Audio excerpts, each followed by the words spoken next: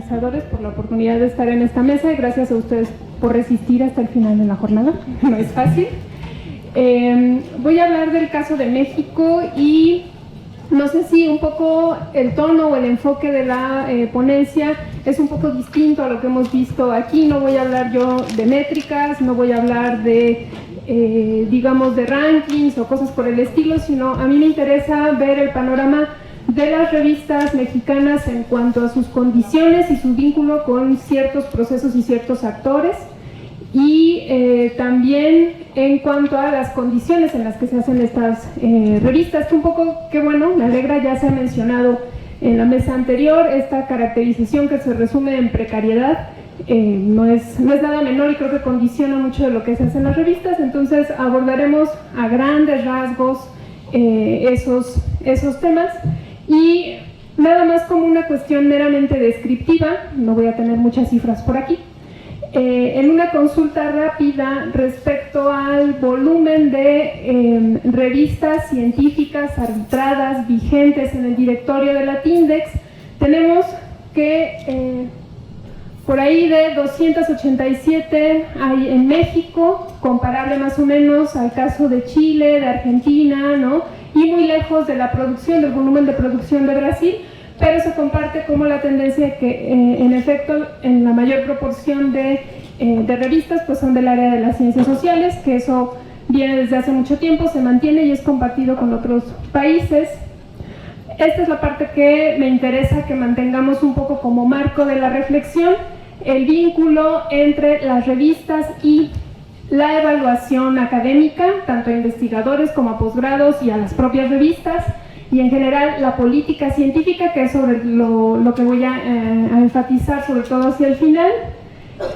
La parte de el fenómeno del acceso abierto y ahora la ciencia abierta, el horizonte de la transición hacia la publicación digital que venimos haciendo desde hace muchos años en el país, la situación en la que trabajan los equipos editoriales, las condiciones laborales e institucionales de esos equipos, y la preocupación por la profesionalización, como ya lo mencionaba la colega del Colegio de México, así como algo que pudiéramos llamar muy a grandes rasgos la geopolítica de la producción y la comunicación científica, ¿no? Que está marcada por desigualdades, por oligopolios, por la presencia de las empresas transnacionales que se dedican a la edición y a ofrecer otra serie de servicios al mundo académico. Entonces, en todo eso, las revistas están ahí como un nodo dentro de ese circuito de producción y comunicación científica, y ahí sale una pregunta: ¿para qué queremos a las revistas? A veces se nos olvida, nos vamos por cuánto es el factor de impacto y demás, pero en medio de ese contexto vale la pena replantearse de vez en cuando esa pregunta, ¿no?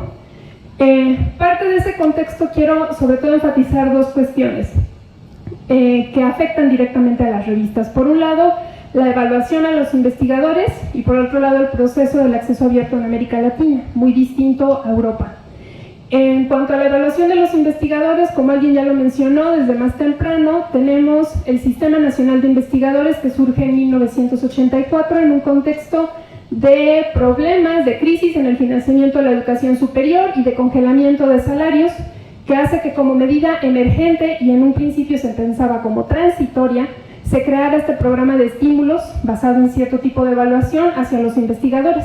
Esto ya está generando algunos problemas porque esos estímulos son extrasalariales, no generan ningún derecho laboral, y los investigadores, bueno, entre varios de los problemas que se están generando es que pues no quieren jubilarse, porque al jubilarse la pensión va a calcularse con base en el salario, no con base en los ingresos que han mantenido. Entonces no se renueva la planta académica. O sea, hay una serie de presiones también derivadas de los criterios de evaluación que tienen mucho que ver con la productividad por volumen y no necesariamente por calidad, etc. Entonces eso es una presión que afecta a las revistas. Por otro lado, tenemos el proceso del acceso abierto en América Latina, siguiendo lo que proponen Juan Pablo Alperín y Cecilia Rosenblum. Hay como tres grandes etapas en el desarrollo del acceso abierto en América Latina. Viene dándose casi como salida natural desde los años 80, periodo en el que se crea el SNI, porque a las revistas latinoamericanas con menor presencia internacional, pues nos interesa poner al alcance de todo el mundo nuestras revistas gratis, donde quieran, como quieran, ¿no? Entonces, naturalmente vamos tendiendo hacia allá. Hacia los 90 viene un proceso de consolidación y, digamos, de institucionalización de iniciativas y de proyectos que explícitamente tienden hacia el acceso abierto y hacia el mejoramiento de la calidad de las revistas, incluso tocando la parte de profesionalización y difusión de buenas prácticas. En ese contexto es también que surge el índice de revistas mexicanas de investigación creado por el CONACYT y que va a ser como el primer mecanismo oficial de evaluación de estas revistas. Hacia ya el 2015 y hacia el presente, Alperín y Rosenblum dicen, bueno, tenemos un proceso de internacionalización y Ivonne Lujano y Federico Bassen dicen, bueno, es de un predominio de una cierta ortodoxia actualizada en donde el interés ya no va tanto por el acceso abierto y el poner al alcance de todo el mundo revistas de calidad, sino por medir o determinar la calidad y el impacto a través de las métricas y medir también y determinar la asignación de recursos a partir de esos criterios. Frente a eso, los editores estamos en un dilema, porque solemos ser aquí muy críticos respecto a las métricas, o por lo menos en el espacio en donde estoy, en la UNAM, y en donde hemos compartido y colaborado en el Seminario Permanente de Editores, somos muy críticos respecto a las métricas en el nivel de revista, pero al mismo tiempo, cuando subimos en Scopus, pues lo presumimos, ¿no? Pues siempre estamos como en esa disonancia cognitiva, como diría Eduardo Aguado, como atrapados, a veces quizá lo vivimos como una especie de contradicción. En este proceso quisiera establecer como la comparación entre lo que era, entre el índice de revistas mexicanas de investigación científica y tecnológica, que estuvo vigente como política pública del CONACYT hacia las revistas desde 1993 hasta 2015, y el relativamente reciente sistema de clasificación de revistas mexicanas de ciencia y tecnología, que está vigente desde 2016.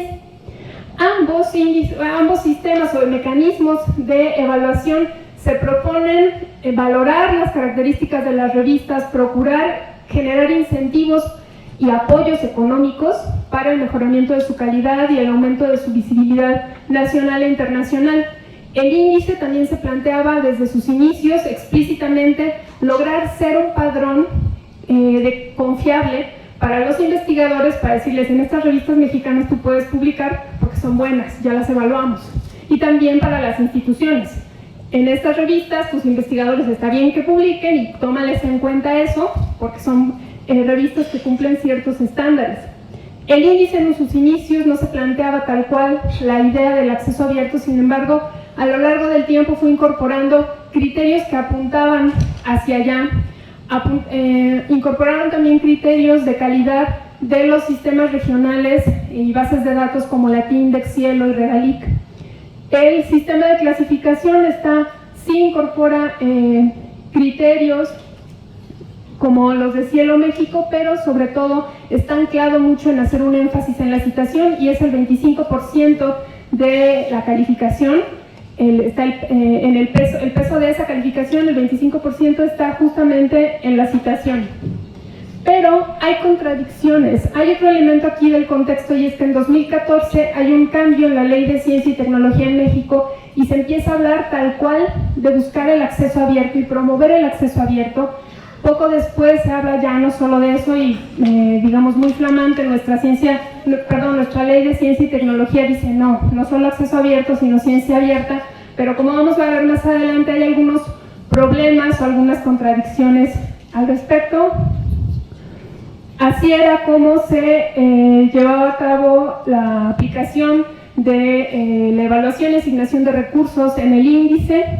Se llegó a apoyar hasta 137 revistas y eran procesos bastante tortuosos de los equipos editoriales que tenían que preparar todos los documentos de los procesos internos para presentarlos como evidencia ante CONACYT. El sistema nos quitó eso, pero tenemos ahora que preparar proyectos.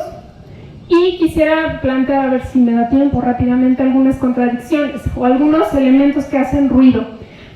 En el sistema de clasificación, las revistas que ya están en WOS y en Scopus pasan automáticamente al sistema respetándose el cuartil más alto en el que estén. Entonces aquí tenemos una revista Q3, muy bien, pero que no cumple los criterios que se supone que en el propio sistema se están estableciendo. No es de acceso abierto, no cumple como con nuestra política nacional, y cuando uno le da clic en la parte de las instrucciones a los autores, dicen que se manda un manuscrito impreso y 2 copias a una dirección, no usa un gestor editorial.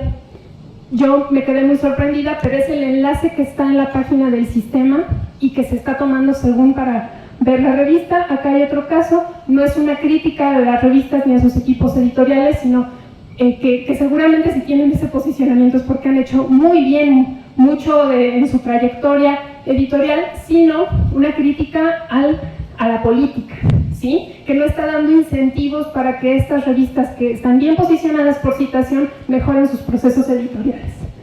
Frente a este tipo de problemas, los editores hicimos una carta firmada por 326 editores de 238 revistas y 93 instituciones nacionales, en donde desarrollamos críticas pero también propuestas para cambiar el esquema de evaluación. Sin embargo, ya estoy cerrando,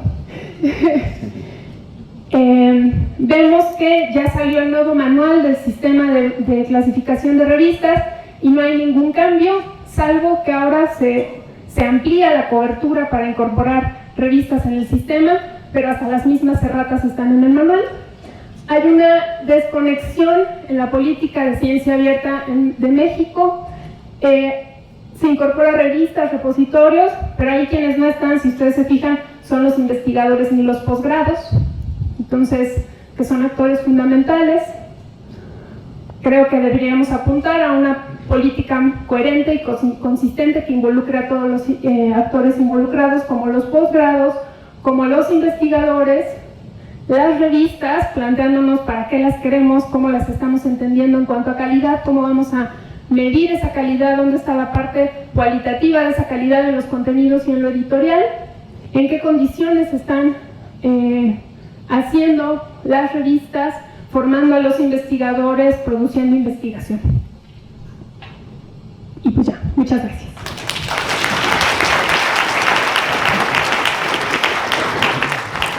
Muchas gracias, Lorena.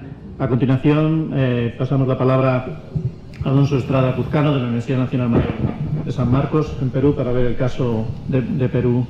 La comparativa podemos irla estableciendo. Adelante. Buenas tardes. Gracias, muchas gracias por la invitación. Si bien es cierto, algunas de las cifras que voy a mostrar obedecen a problemas locales, pero creo que en Latinoamérica los males son comunes. Así es que esta exposición va a ser una especie de catarsis para más o menos detallar cómo se lleva la gestión editorial en muchas de las revistas latinoamericanas, partiendo de una realidad propia que es la peruana. Yo he traído algunas cifras, no me han pasado el puntero para... Muchas gracias.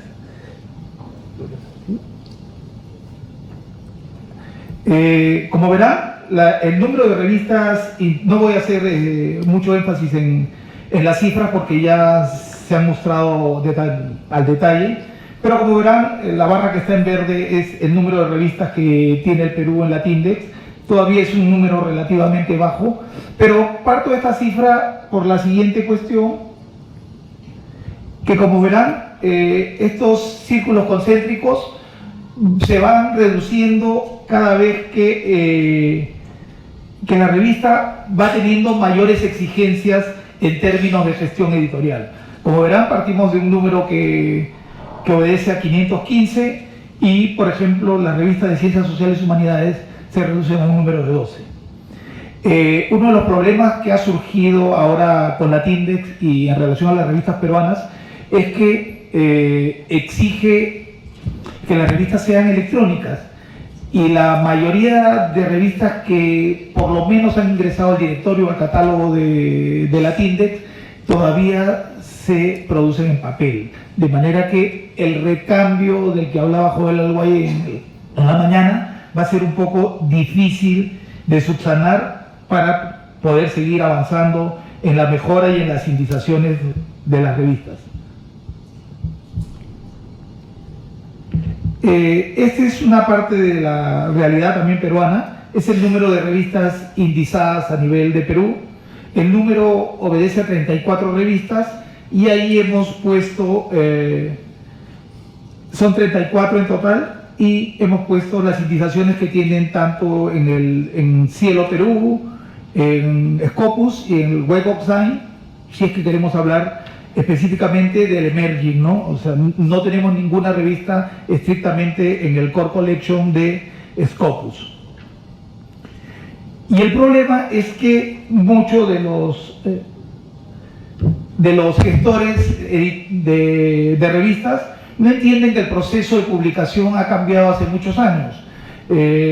Antes el proceso editorial terminaba evidentemente cuando la revista veía la luz, pero ahora hay una serie de factores que tiene que manejar el editor, como es la indización, la visibilidad y sobre todo ahora las métricas, que son tan variadas y contradictorias a veces. Entonces, esto va mostrando de alguna manera la realidad en la que nos vamos situando. Y este es, por ejemplo, el número de revistas que se han ido indizando en el Perú en los últimos años. Y como verán, el número realmente es muy limitado. En el último año, que es el 2019, solo se han indizado 2 revistas en el Perú y la cifra mayor ha sido de 4, de manera que podemos ver que nuestro portal de Cielo Perú todavía tiene un número que fluctúa en algo más de 30 revistas. Pero bueno, voy a las cuestiones prácticas a las que quiero contar de alguna manera aquí. Y en primer lugar, uno de los problemas que tienen las revistas fundamentalmente es el de la sostenibilidad. Por ejemplo, la revista de la que yo soy director trabaja con un equipo de 8 personas, todas ad honorem, y realmente trabajan conmigo porque son egresados de la universidad y sudan la camiseta, como dirían muchos.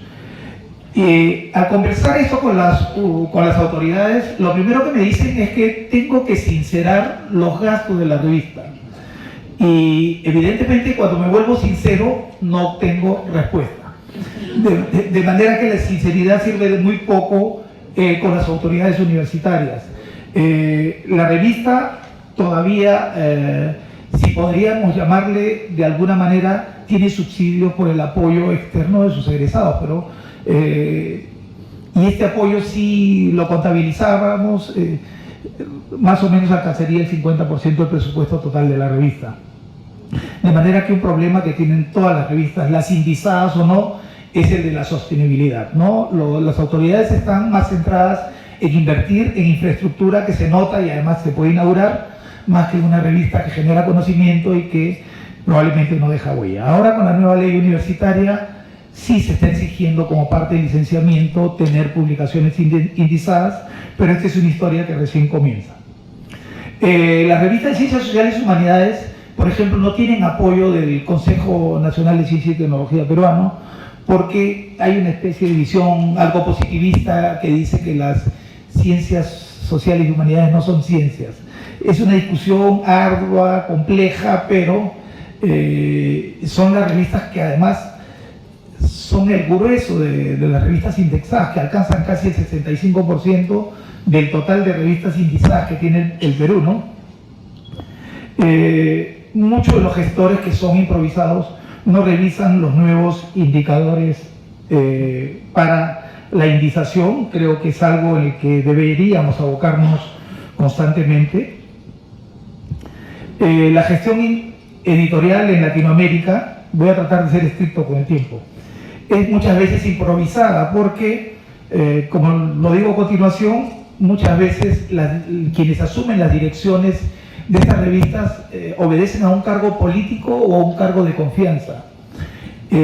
Por eso, casi en todas las ponencias, en el transcurso de la mañana y seguramente también mañana, la mayoría de los que han expuesto aquí mencionan que se debe profesionalizar la gestión editorial, porque si no es así, no vamos a poder avanzar.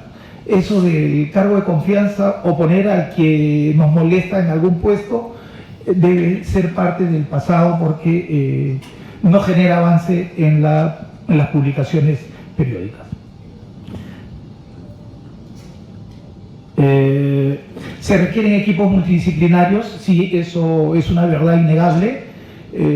Nosotros trabajamos con un informático, con alguien que se encarga de la indización, con un corrector de estilo, con un revisor de citas y referencias, de manera que si no tenemos equipos diferenciados y multidisciplinarios, es un poco difícil que la revista pueda llegar a buen puerto, ¿no?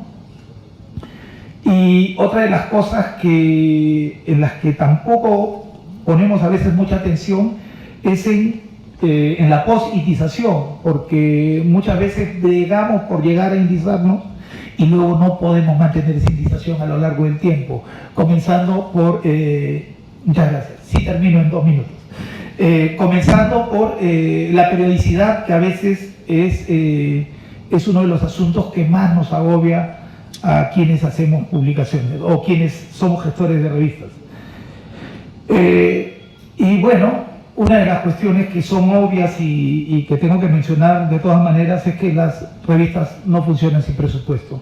La mayoría de revistas latinoamericanas, especialmente las universitarias, adolecen de un presupuesto por lo menos digno para hacer una publicación que pueda alcanzar algún tipo de indización. La visibilidad y el impacto, como lo hemos visto, no se generan solos, es parte de un equipo de trabajo y es parte de la gestión editorial que tiene que bregar porque su revista se vaya posicionando día a día, ¿no? Ya hemos visto en talleres las posibilidades que le dan a una revista el posicionamiento que se les exige, ¿no? Y finalmente el número del que habla siempre Isidro Aguillo. A veces hay universidades que tienen un excesivo número de revistas que publican. Por ejemplo, en Perú hay el caso de una universidad en el norte que tiene una población creo que de 3.000 alumnos y publica 40 revistas universitarias, que ni la universidad más importante de mi país lo puede hacer. De manera que hay que dejar de lado ese adanismo de querer crear una revista a cada momento, hay que dejar ese adanismo de querer tener feudos a partir de las revistas y hay que mirar más de cara al futuro.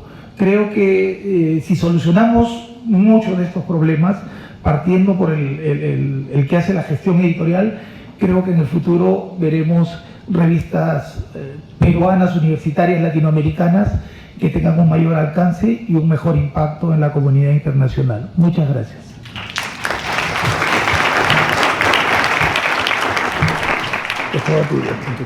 Muchas gracias. Cedemos a continuación el turno a Ruiz Seabra Ferreira Jr., Universidad Estadual Paulista, para el caso de Brasil y la asociación ABEC. Buenas tardes. Me gustaría agradecer a Dr. Luis y también Dr. Carlos por la invitación y la oportunidad de compartir con usted la experiencia de ABEC en Brasil. ABEC es la Asociación de Editores Brasileños. Como acá, como Latinoamérica, los problemas son los mismos. Los editores en Brasil no son profesionales, son apasionados, son movidos por la pasión, no hay editores profesionales, entonces lo que miré acá es lo mismo. Entonces los problemas son recurrentes y voy a mostrar en pocas diapositivas cómo la asociación trabajó en los últimos años para sanar algunos de esos problemas. Entonces esta tiene desde 1985, yo soy actual presidente, pero estoy en la directoría desde 2008, primeramente como tesorero por 8 años y ahora más 4 como su presidente. Con los objetivos, todos los ejes que estamos hablando desde la mañana, de profesionalizar un poco más las revistas, buscar informaciones actualizadas en otros países que están haciendo los grandes publishers para que a grande paixão dos editores brasileiros seja realizada com menos dolor. Estamos ubicados no estado de São Paulo, em uma pequena cidade chamada Botucatu, com um pouco mais de 140, 150 mil habitantes. É nossa sede em um centro comercial. A associação hoje tem 2 apartamentos comerciais. E este é o cenário em Brasil em 2007, 2008, quando começamos na diretoria, temos menos que 70 sócios. Hoje são mais de 1.000, 10 anos depois. Ok? Temos sócios individuais e sócios institucionais, como as revistas e também portais, onde, por exemplo, uma universidade que tem 10, 20, 30 periódicos, 30 revistas, se associa à LABEC.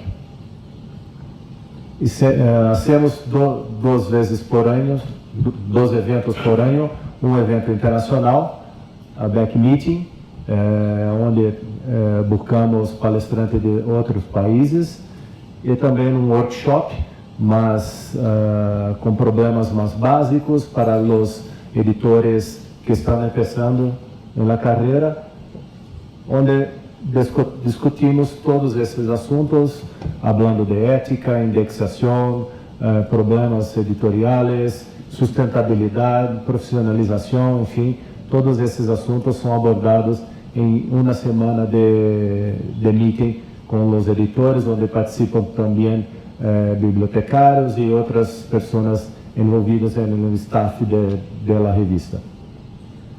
Temos uma parceria com o Conselho Norte-Americano de Editores também, onde propusemos um curso Brasil-Estados Unidos de profissionalização de los editores, onde parte se hace em Brasil e parte em Norte-América.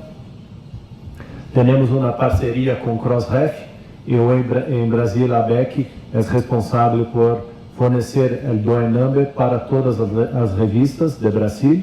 Ok? Então, eles pagam o mesmo, que é $1 por DOI, e a BEC paga para o Crossref, pero eles pagam em reais para nós. Isso tornou muito fácil a transação, porque muitas vezes os editores tinham dificuldade para enviar dinheiro ao exterior, então a BEC resolveu este problema. Este é um livro que está acessível neste sítio, que pode ter dicas de como pôr o DOI em sua revista. Também, com o Conselho Norte-Americano de Editores, traduzimos a versão para o português deste guia de boas práticas em publicação científica. Acá é sítio em inglês e também em português. Este DOI Number que a BEC dá para os periódicos, as revistas hoje em Brasil, são atualmente 834 prefixos, com mais de 2.100 hoje revistas científicas. Então, eram revistas que não tinham DOI, que hoje se pode acessar de toda a parte do globo, do planeta. Também começamos uma ação de dados abertos do governo brasileiro, não só na gestão de dados científicos, como todo. E a BEC está liderando um grupo de trabalho para dados abertos na ciência junto às revistas científicas. E esta é a evolução desde o princípio, quando começamos em 2008, do número de revistas em WOS, que eram pouco mais de 30 em 2008, hoje são 158 revistas, com fator de impacto acima de 0,5, eram, não enxergo de cá, mas agora são 50 e tantos %, e temos pela primeira vez revistas com fator de impacto arriba de 3 em Brasil. Então, estes gráficos mostram o trabalho da associação para discutir fórum adequado para os editores, e isto reflete a qualidade dos periódicos. También tenemos en Brasil Cielo, con cerca de 300 revistas, casi 1 millón de downloads por día, que ayuda a sustentar el sistema de posgrado en Brasil.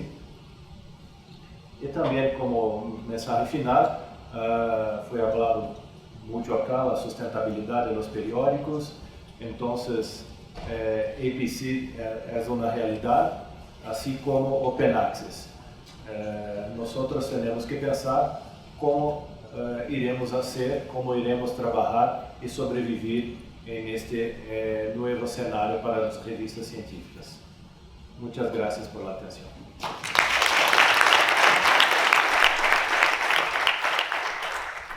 Muchas gracias, Luis. A continuación, el último ponente, Jorge Polanco Cortés, de la Universidad de Costa Rica, nos trazará el panorama un poco más global. Adelante, cuando quieras. Muchas gracias. Bueno, primero, dar las gracias a la organización y a la Universidad Panamericana por estar aquí yo hoy en Guadalajara. La verdad es que esperaba mucho estar en esta ciudad y más cerca de las fechas de Pan de Muerto. Hay que decirlo. Bien, mi tema es bastante genérico. Voy a sacar datos bastante específicos sobre la TINDEX y generalizarlos un poco para ir viendo cómo se comportan las revistas iberoamericanas en el contexto de la TINDEX. Primero, soy encargado de la TINDEX para Costa Rica, para presentarme un poco. Soy un muy joven investigador, entonces por eso me presento tal vez. Trabajo con revistas, llevo casi 10 años trabajando con revistas científicas, repositorios y acceso abierto. Soy bibliotecario y como trabajo en este tema en un país tan pequeño, soy el que siempre soy referencia para todas las consultas. Entonces me ha tocado atender bastantes o aprender muchas habilidades de estos temas para irme desenvolviendo en mi país. Y bueno, soy asesor de revistas y editor para Costa Rica del repositorio mundial ELIS. Entonces, ¿cuál es el panorama de las revistas? Según la TINDEX, tenemos que en Iberoamérica hay 24.153 revistas.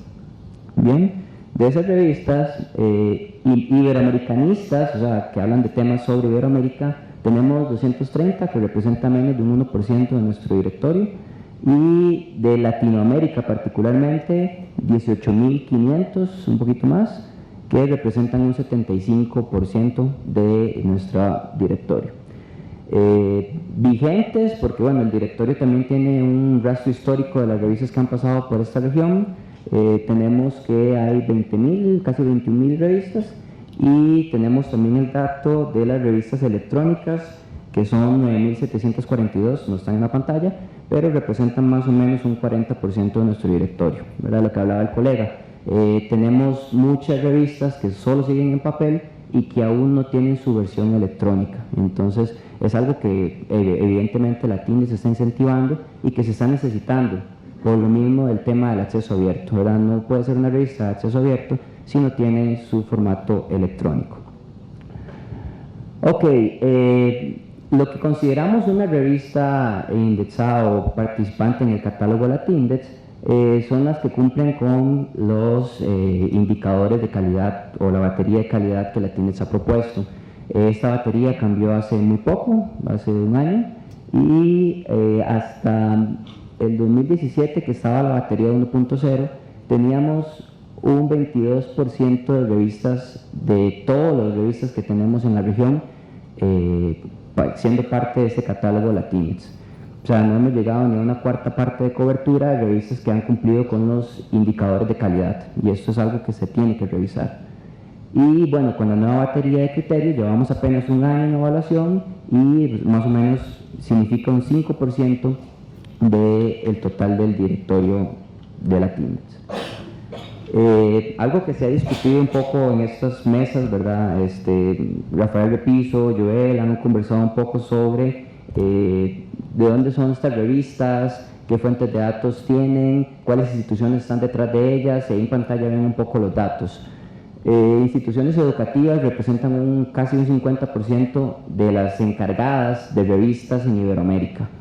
Esto puede ser bueno, puesto que hay una universidad detrás que está dando soporte y apoyo, pero también a la vez puede ser malo, viendo las dificultades presupuestarias que hay últimamente en nuestras regiones, ¿verdad?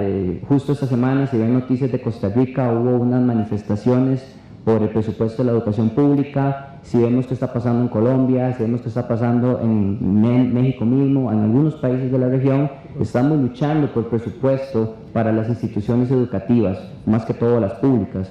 Y bueno, en las universidades privadas también no es que sobra el dinero, sino que hay que revisar que el asunto presupuestario, como bien lo dijo el compañero Alonso, es muy importante para el desarrollo de una revista, y muchas revistas están enmarcadas en el sector educativo.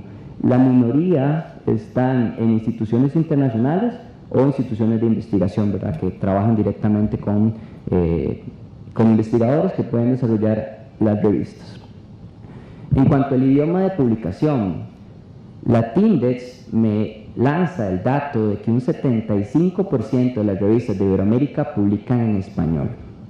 ¿Bien?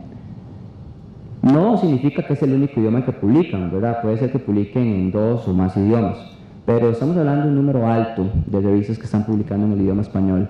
Luego vemos el portugués como número 2, el inglés número 3 y el francés número 4, con sus respectivos porcentajes. ¿Bien? Este dato también me parece relevante demostrar el año de creación de revistas. Si vemos desde el 2014, ha habido una baja en la creación de revistas en la región.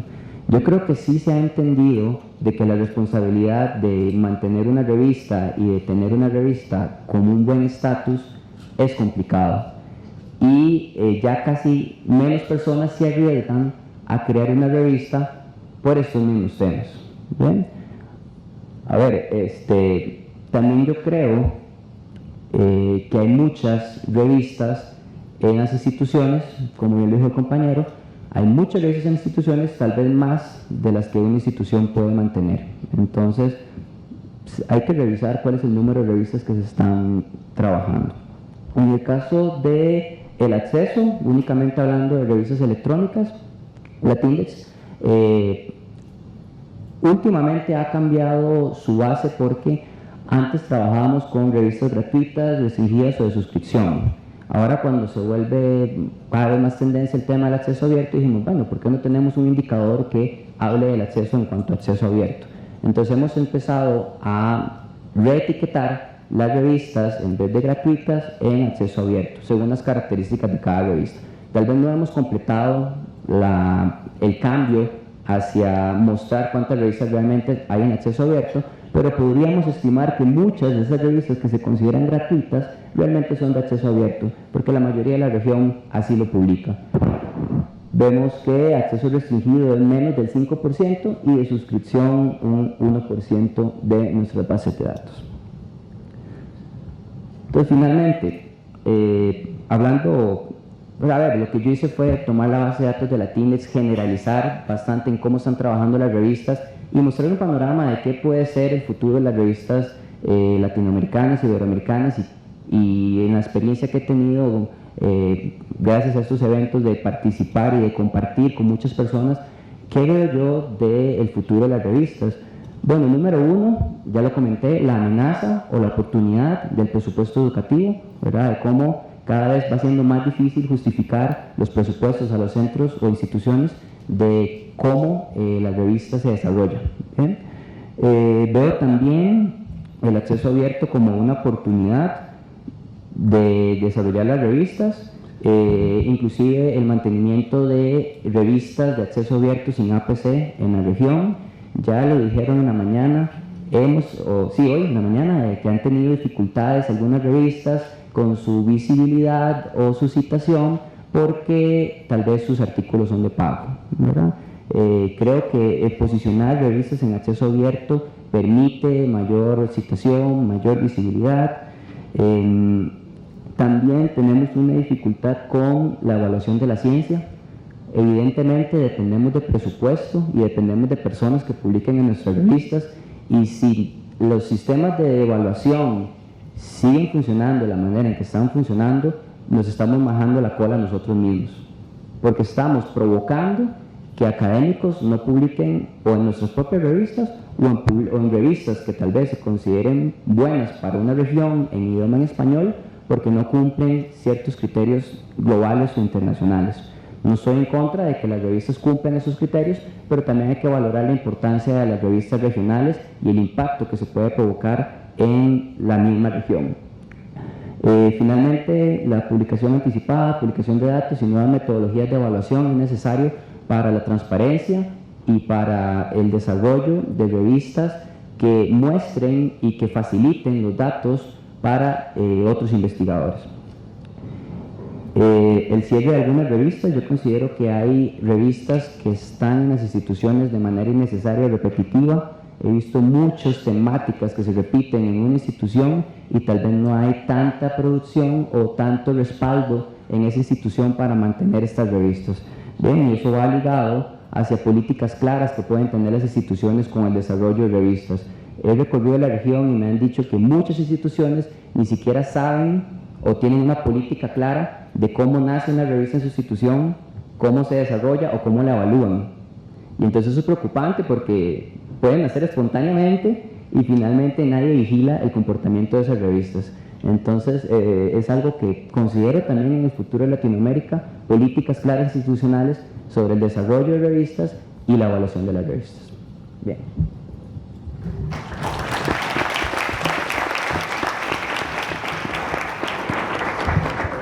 Muchas gracias a todos los ponentes. Nos queda 25 minutos para intentar hacer el debate abierto. Así que, por favor, cualquier persona de la sala que quiera intervenir, no hace falta en este caso, como en otras sesiones, intervenir para preguntar. Ahora se puede opinar, se puede proponer, podemos hacer intervenciones todas las que nos dé tiempo. Por favor, breves siempre.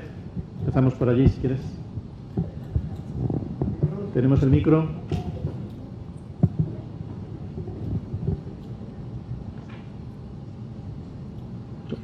Yo creo que tú tienes buena potencia para que empieces. Para Lorena, a mí me interesa mucho, se habló mucho de los obstáculos y de las dificultades que hay, sobre todo en México,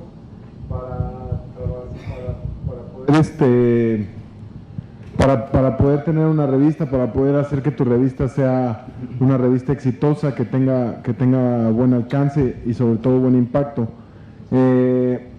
Lo que a mí me interesa saber es cuáles podrían ser los mejores aliados para vencer esos obstáculos. Sí, adelante, sí. Gracias.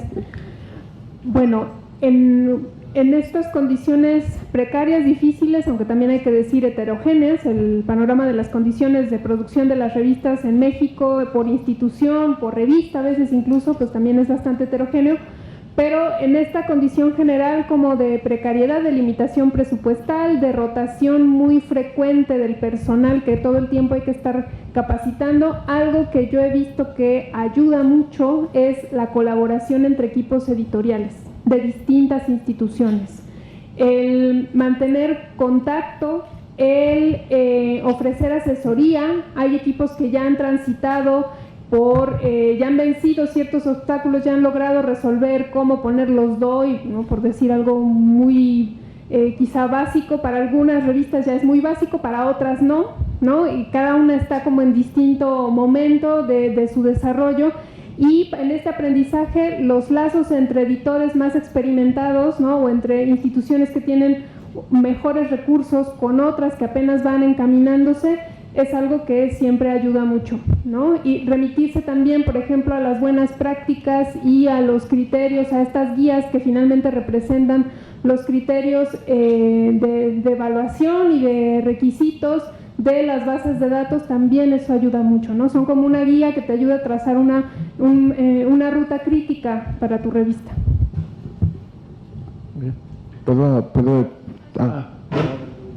Si es muy breve, o si quieres contestar muy breve. No, ahorita vuelvo a participar, gracias. Vale, gracias. Aquí, Isidro. Aquí también, perdón. Primero Isidro, después tú, que te he visto después, luego por allí. Isidro, vamos haciendo... Muchas gracias. Es un comentario motivado por la intervención de Jorge Parece que no. Sí. Sí, es un comentario derivado de parte de la intervención de Jorge, pero que me gustaría abrirlo a cualquiera de los participantes en la mesa. Una cosa que se viene hablando mucho es la defensa del español, la defensa de un cierto modelo de ciencia comunicada a través de las revistas propias de la región, pero entre las sugerencias que, por ejemplo, estaba comentando Jorge de cerrar revistas, quizá una alternativa que además no he visto casi nunca presentada, es precisamente reforzar una idea panamericana que podría consistir, evidentemente hay revistas que hay que cerrarlas, pero hay otras revistas cuya continuidad es debido a que son pequeñas, con escasos recursos, y en esa posible perspectiva panamericana una solución sería la fusión. Es decir, no la revista de la Facultad de la Universidad de San Marcos, sino la revista peruana D, o incluso, en un caso óptimo, la revista latinoamericana D.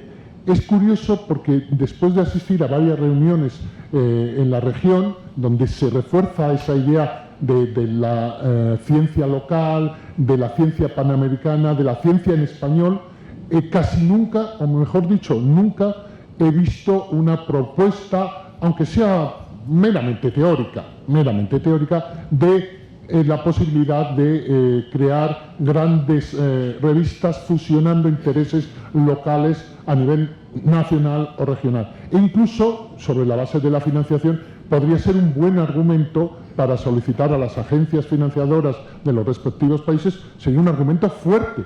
Es decir, cuando, por ejemplo, el compañero estaba preguntando sobre la revista de medicina clínica, pues es que uno puede realmente aportar mucho con una revista clínica local, pero las revistas clínicas son de interés general para toda la región. Entonces, me ha sorprendido, y eso es un poco pues, la opinión relacionada con ese último comentario de Jorge, pero en general la opinión de la mesa, ¿por qué no existe ese pensamiento sobre la estrategia de fusión tanto a nivel nacional como a nivel regional? Gracias.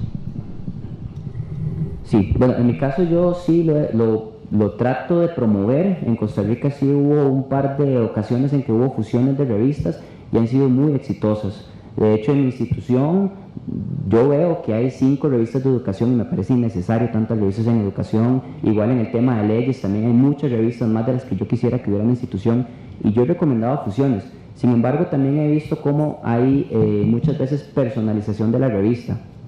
Es que es la revista de Isidro, es que es la revista de tal persona. Entonces eso limita un poco y es una lástima. Por eso es que yo insisto también al final en que las instituciones tienen que desarrollar políticas claras de cómo se desarrollan sus revistas, para que no sea que un grupo de amigos generen la revista y se queden ellos, sino que más bien sea un interés un poco global. Pero estoy totalmente de acuerdo, la fusión no solo de una institución, sino de varias instituciones, y trabajar en conjunto para mejorar una revista y potenciarla, fortaleciéndolo con varias personas, es ideal. Sí. Profesor, su pregunta fue muy interesante. Yo tengo una palabra para su respuesta: la vaidad de los seres humanos. No sé si dice vaidad en español. Vanidad. La vanidad. En Brasil es lo mismo. Cada editor le gusta tener su propia iglesia. Entonces tenemos muchos padres y pocos seguidores. Y también el problema es con la calidad de las pesquisas. Si tenemos buenas pesquisas, tenemos buenas publicaciones que atraerán buenas citas. Ese es un problema. Y también la publicación en inglés. Si quiere comunicar la ciencia para el mundo, precisa ser en inglés. ¿Sí? Y esto puede ser un trabajo de la revista. La revista puede buscar, hoy tem profesionales para hacer la traducción, y puede cobrar de los autores: mira, si quiere alcanzar más visibilidad de su artículo, vamos a publicar en español y también en inglés. Y por final, el papel de los editores, que hay que ser muy activos, a buscar personas para publicar, invitar artigos de revisiones, por ejemplo, invitar en congresos de su área colegas para publicar en su revista. Y con el DOI number, esto se resolve, el artículo se encuentra. ¿Ok? Un momentillo. No sé si por la pregunta de Isidro yo entiendo que también estaba preguntando si, porque habló de grandes revistas, si aparte de esta fusión, de este convencimiento, si es posible en Latinoamérica revistas que de verdad sean multipaís en su funcionamiento, si es posible que en Latinoamérica creciera un proyecto de mega revistas. ¿Queréis alguno intervenir? ¿Lo veis factible? Sí, adelante. Lo veo muy difícil. En parte por lo que acaban de mencionar y también particularmente por lo que decía Jorge, o sea, no hay políticas claras institucionales ni en un nivel mayor respecto al surgimiento y el mantenimiento de las revistas y las prioridades que pueda haber en mi institución. Por ejemplo, un instituto no muy grande, el de investigaciones jurídicas, tiene más de 13 revistas, un solo instituto. Y además de que surgen muchas veces estas revistas a partir de alguna figura que se encarga de organizar, vienen a ser también revistas que están muy ancladas a la institución, a la identidad institucional local y específica.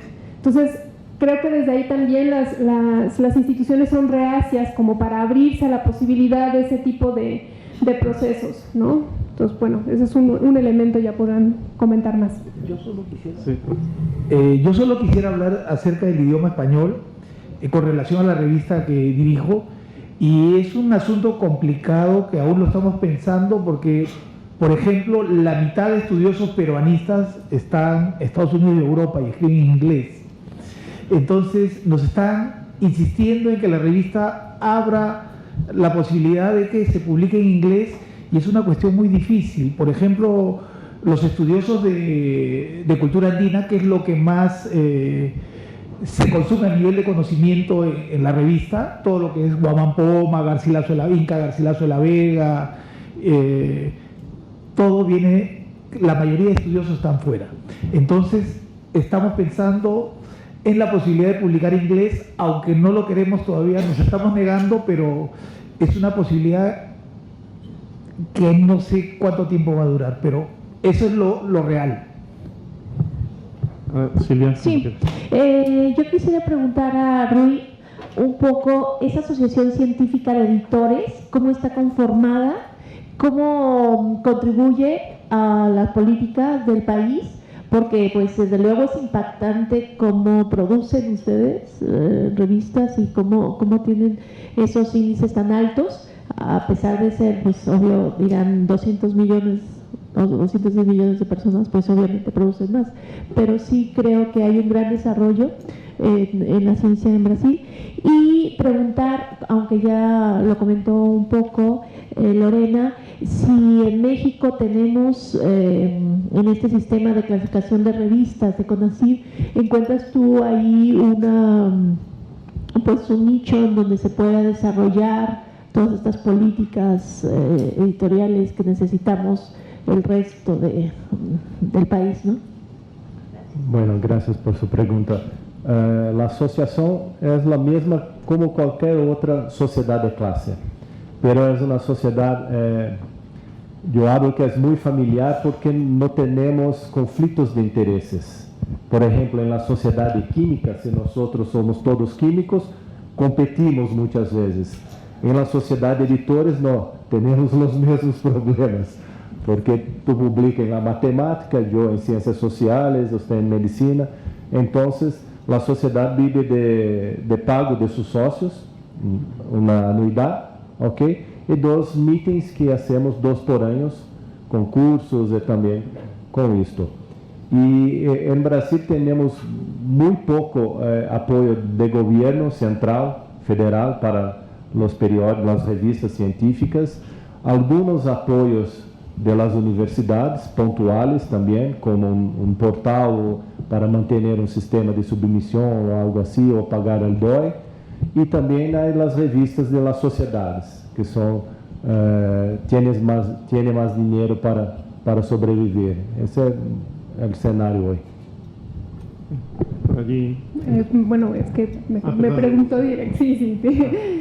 Bueno, me parece que, por un lado, en general, el que haya un instrumento de política específico hacia las revistas ha jugado un papel importante, digo, sea el índice o sea el sistema de clasificación, importante para las revistas para indicarles qué cosas mínimas o máximas pueden cuidar para hacer publicaciones de calidad.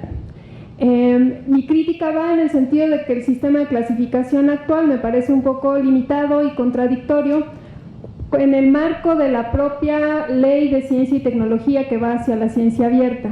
Tiene criterios que pueden servir mucho de guía a los editores, sí, por supuesto, pero hay contradicciones como, por ejemplo, si estamos hablando de ciencia abierta, en el sistema de clasificación se valora con 4 puntos si el sistema de evaluación es ciego simple o doble ciego, y con 2 puntos la evaluación abierta, cuando la ciencia abierta más bien iría por ese lado, ¿no? Entonces ahí como hay definiciones un poco complicadas. Me parece adecuado que haya una política científica directamente hacia las revistas, pero también es problemático cuando hay contradicciones internas, cuando hay este tipo de limitaciones y cuando no es una política articulada con otras políticas que involucren a otros actores. La experiencia, creo que no solo en este ámbito sino en otros, cuando no se toma en cuenta las condiciones donde se está aplicando una política, los efectos pueden no ser los esperados, ¿no? Y a veces hasta se pervierten en la aplicación pues muchos de los principios que a lo mejor sí eran positivos en esa política. Entonces tenemos mucho por hacer y creo que ahí parte importante es que CONACYT incorpore realmente en un diálogo permanente a directores de revistas y editores de revistas e investigadores y a todos los actores involucrados. Gracias. José Pacheco, de Perú.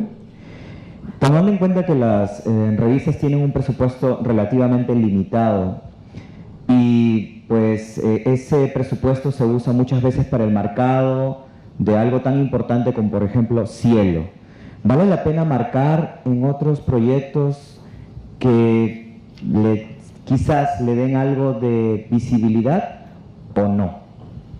¿Vale la pena seguir, vamos a decir, invirtiendo, para no decir gastando, en duplicar el presupuesto en doble marcado en vez, o preferirían solamente quedarse con Cielo? Es una respuesta un poco difícil porque ya solo encontrar personas que sepan hacer el marcaje de Cielo ya es difícil. Ya no sé qué pasará cuando se tenga que hacer más marcajes, por ejemplo, que también exige Redalic, creo, ¿no? Entonces, es algo que viene con la gestión editorial, pero no sé cómo resolveremos ese asunto. Pero si existe la necesidad de marcar, tendremos que hacerlo así, implique más gastos en la gestión.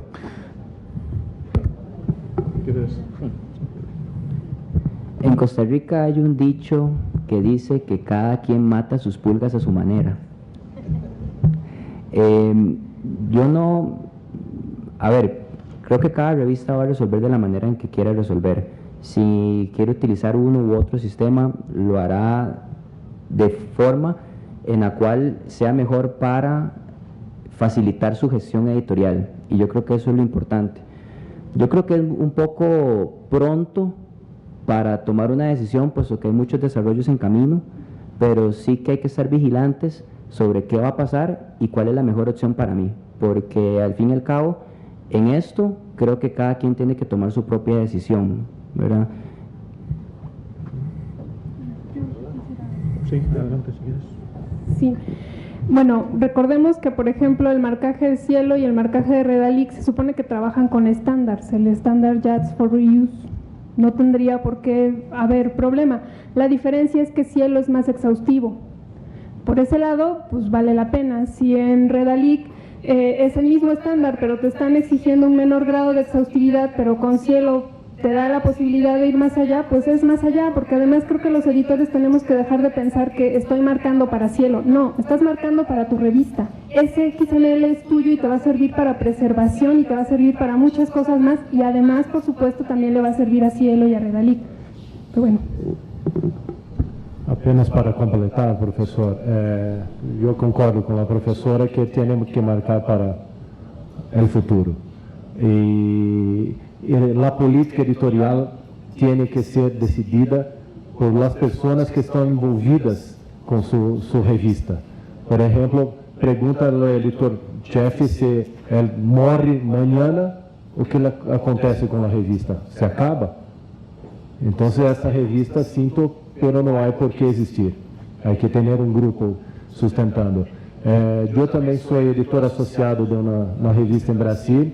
A primeira revista eletrônica de Brasil nasceu digital. Nunca foi distribuída em papel. Em 1994. Começou em disquetes, depois CD-ROMs, entonces internet.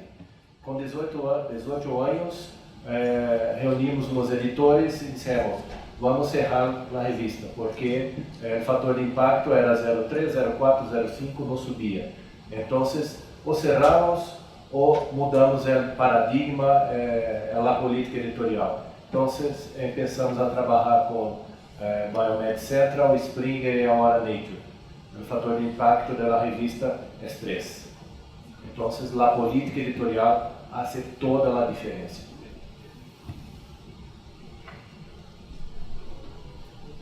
¿Alguna intervención más? Una de las cosas que se señalan siempre es la relación que tiene con la evaluación las revistas. Esto tiene sus pros y sus contras, ¿no? ¿Cuál creéis que es el futuro? Digamos, el futuro se habla, por ejemplo, de la métrica a nivel de artículos. ¿Podemos transformar de alguna manera que las herramientas no sean solo vos Scopus? ¿Cómo pueden optar las revistas que no están todavía, aunque aspiren a entrar ahí, en tener los mismos parámetros de poder dar indicadores? ¿Cómo veis el mundo de indicadores, evaluación, esta relación entre las revistas y la evaluación científica? ¿Cómo puede evolucionar o cómo debe evolucionar? Si queréis. Ciencia abierta. Considero que el problema de la evaluación es que no tenemos la manera de obtener esos datos y de poderlos meter en una matriz, clasificar, rankear, indizar, no sé, O sea, en realidad no tenemos la manera porque los datos no están fácilmente capturables. Pero si empezamos a trabajar nuestras revistas con ciencia abierta, a poner a disposición todo el contenido de una manera transparente y que cualquier persona pueda observar la manera en cómo se hace la evaluación y ver los datos, ver las citas, ver las métricas, ver absolutamente todo, vamos a poder dimensionar y empezar a calcular, ahora sí, cómo las revistas están evolucionando. Si antes no teníamos datos, ahora tenemos toda la posibilidad de tener datos. Ahora tenemos Dimensions, que es una gran base de datos en la cual podemos obtener y evaluar a partir de ahí. Pero solo eso va a ser posible si nuestras revistas, uno, dan el paso hacia la revista electrónica y número dos, nos dan acceso para obtener esos datos y poderlos contabilizar. Yo creo que ese sería, desde mi punto de vista, el futuro que yo veo para una evaluación un poco más abierta y democrática. Yo voy a ser muy breve. Yo creo que una de las posibilidades, yo hablo más del ámbito latinoamericano, es uniformizar criterios para la evaluación de revistas, porque si solo revisamos Cielo, Latinoamérica, Cielo, Chile, Perú y Brasil y Argentina y México tienen diferentes criterios para evaluar las revistas. Yo creo que si uniformizamos por lo menos criterios mínimos, la evaluación de revistas va a ser un poco más productiva si vamos a poder mirar el mercado más amplio que es el ámbito internacional y mundial, ¿no? Bueno, o problema com dados é problema. Estamos discutindo isso em Brasil agora. Para ter todos os dados de sua publicação, de sua pesquisa abertos, há que tratá-los. E tratar dados não é muito simples. Muitas vezes é mais exaustivo do que escrever o paper. Não basta poner os dados na internet. Há que tratá-los para que outra pessoa os use. Estamos discutindo isso em Brasil agora.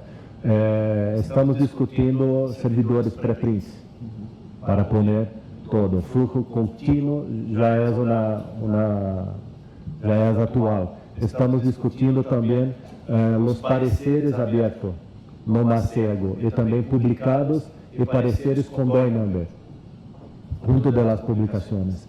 Entonces el escenario todo está cambiando. Y también en las ciencias sociales, yo no soy de las ciencias sociales, soy de la medicina, pero tenemos problemas también en evaluar la calidad de la ciencia publicada, no más de las revistas. En las revistas tenemos métricas para las revistas. El problema es la calidad de la ciencia allí publicada. Sí, muy breve. Sí, creo que hay que ver evaluación y sistemas de estímulos e insisto, con lo que planteé en mi presentación, siempre hay que verlo de manera contextualizada, no de manera aislada, y procurar que sea como sea que resolvamos el problema de la evaluación, sea un sistema de evaluación y estímulos que no reproduzca desigualdades, que no nos genere otra vez el efecto Mateo, de que las revistas que más tienen son las que más reciben, ¿no? Sino que vayamos a tratar de proponer otros esquemas que vayan en otro sentido. La última, que yo creo que ya casi cierras tú, Francisco, si quieres. No.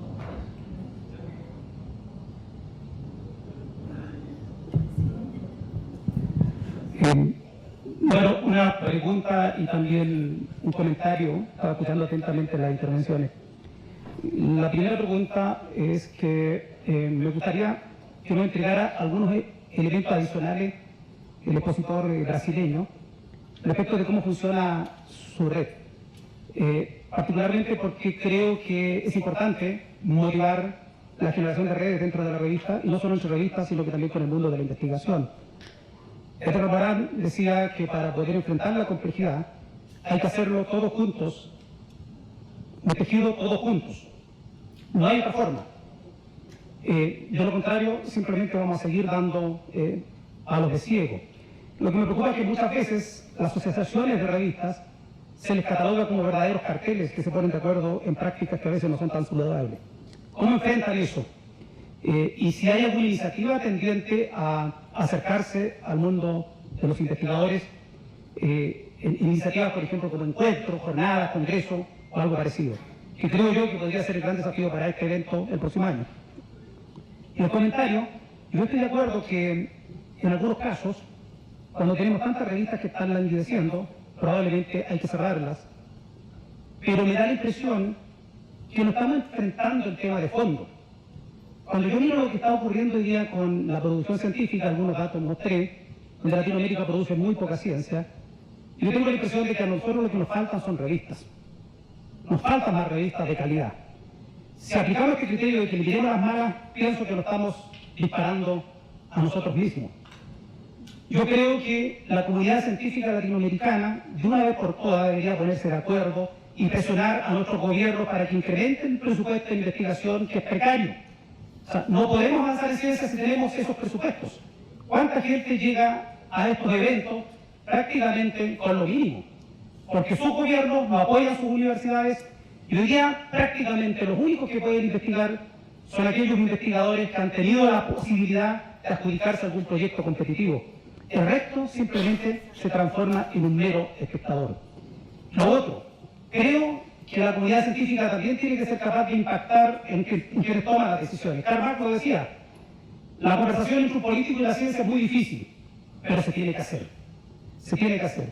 Entonces, si nosotros no incorporamos incentivos, por ejemplo, la alianza de revistas, es cierto, los seres humanos somos vanidosos y también somos egoístas, queremos nuestro propio producto, pero yo les aseguro que si hay una política que incentive la asociación, las revistas solas se van a incentivar. Hace poco aparecieron unos incentivos a nivel entre Europa y Chile, por ejemplo, justamente para hacer investigaciones comunes, y de la noche a la mañana todos los investigadores estaban presentando proyectos para eso, porque había un incentivo concreto. Teníamos serios problemas nosotros con los claustros de profesores para doctorados. Se instaló una política pública para que los claustros tengan un determinado impacto y que además estén asociados. Hoy día todas las universidades se están asociando, es lo que quería decir. Cerramos. ¿Acabó? Sí, si puedes hacer una respuesta muy breve. Profesor, las revistas tienen lo que llamamos de mundo 5.0, la información. Es lo que tiene de más precioso. Hay que trabajarla. Muchas gracias. Con esto cerramos la mesa.